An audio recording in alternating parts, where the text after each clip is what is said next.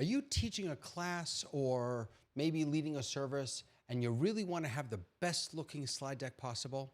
That's what we're going to talk about today. I pressed the wrong button. Sorry, still getting used to the new setup here.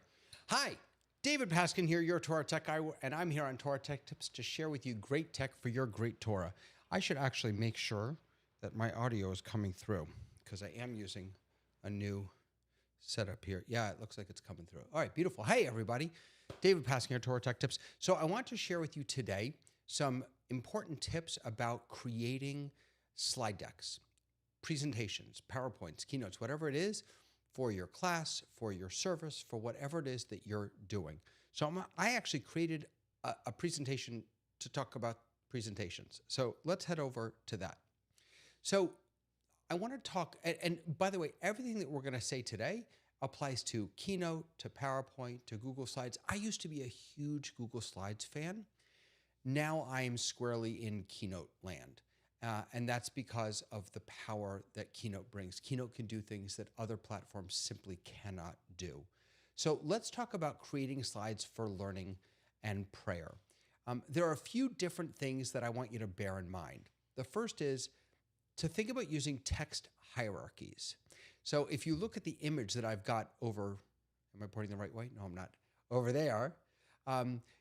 Obviously, this is not brain surgery, but the larger text is what's seen first, and then the next text and the next text, but it's also a placement on the page.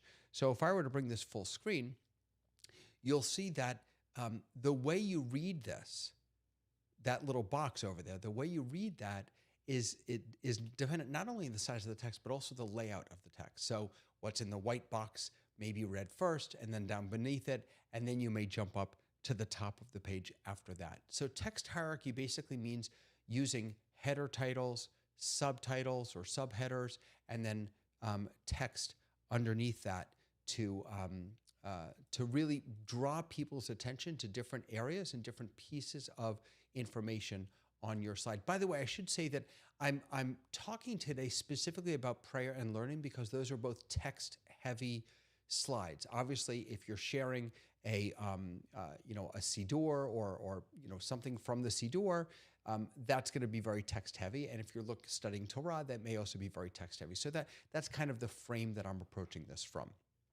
All right. So let's keep going here. So the first thing was use text hierarchies. The second thing I want to invite you to think about is that not all fonts are created equal. Now, there's a big debate about what kind of fonts look best on screen, and I'm going to let you decide. So I've got two different fonts up here. You can see the top two paragraphs are called a sans serif font, and the bottom paragraph is a serif font. And the general wisdom is that serif fonts, like the one in the bottom paragraph, are better for print and body text. And that's because they have the little tags. I don't know if you can see them, but the little tags on the ends of each letter and on the, wherever each letter ends, there's a little tag on it.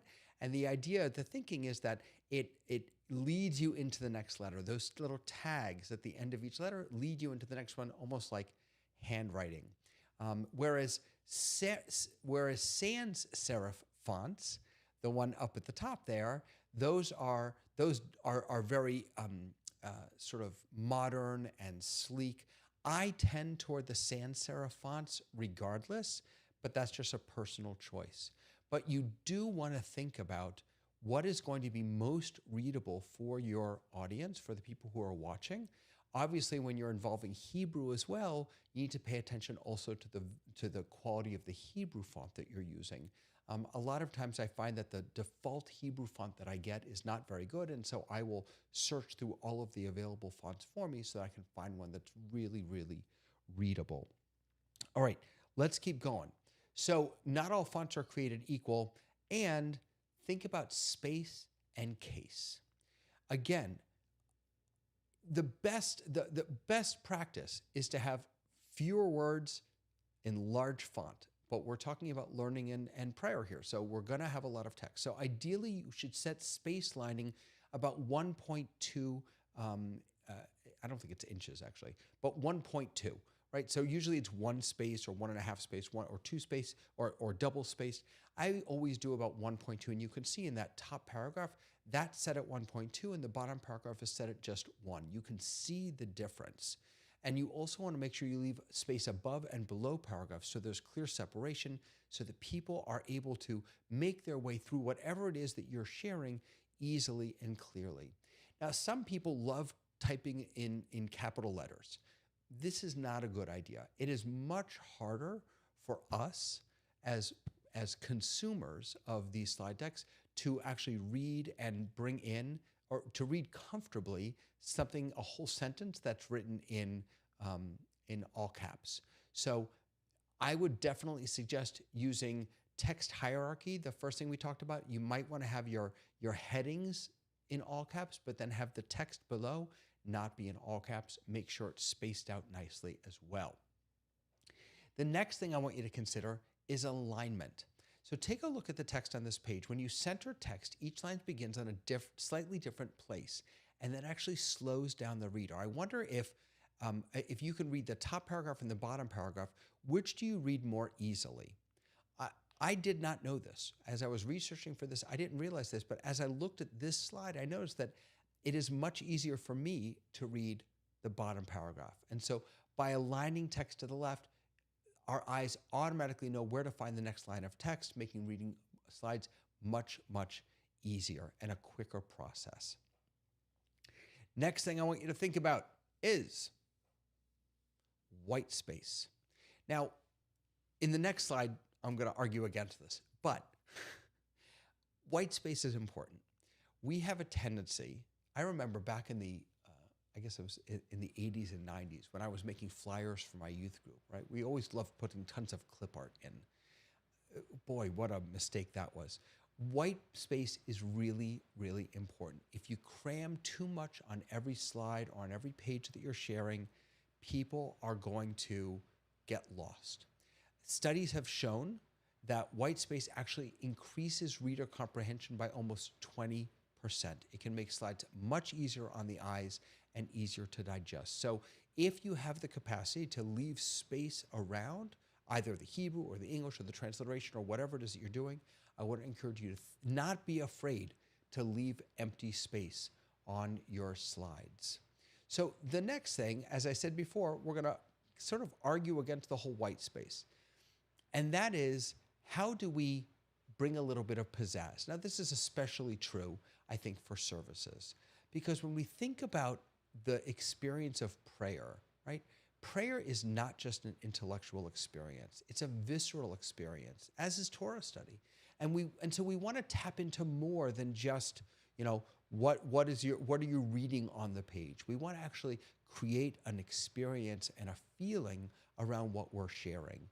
And so one of the ways, or three of the ways that we can do this, by using images, color, and texture. So for example, when I lead services, I set up my slide deck a little bit like this one. I have it structured a little differently, but with the kotel, a picture of the Western Wall in the background, and then the text on top of it. And there are times, depending on how you, what picture you use, where you might want to put a box for the text to sit on top of with a little transparency so that the letters really pop, because you don't want anything to get lost in the visuals that you're bringing.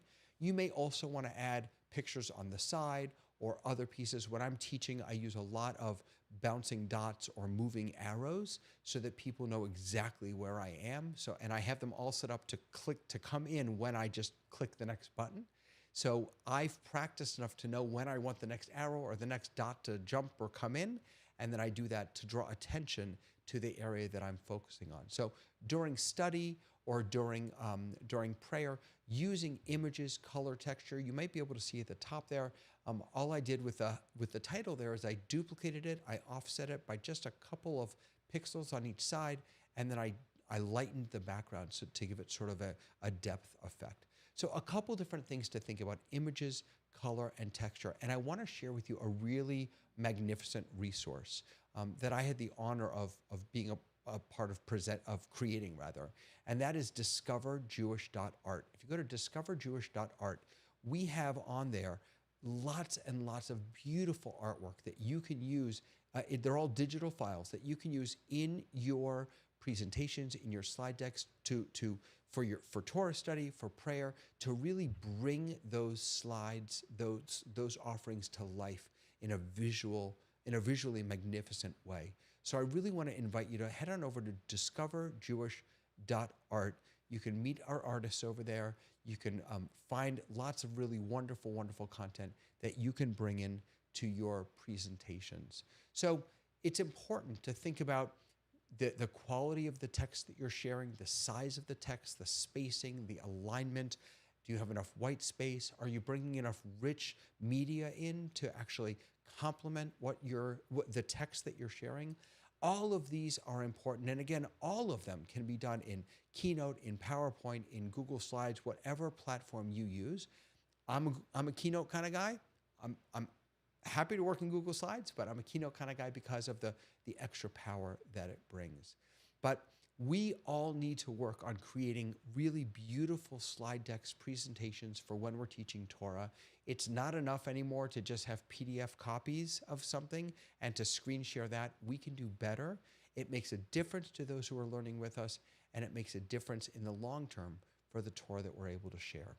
I have lots of other really wonderful resources available for you over at www.torahtechguy.com. I invite you to join me over there, www.torahtechguy.com. Lots of resources, lots of opportunities to connect so I can help you do your best Torah. That's all I got for you today, my friends. I will see you next time on Torah Tech Tips. Bye.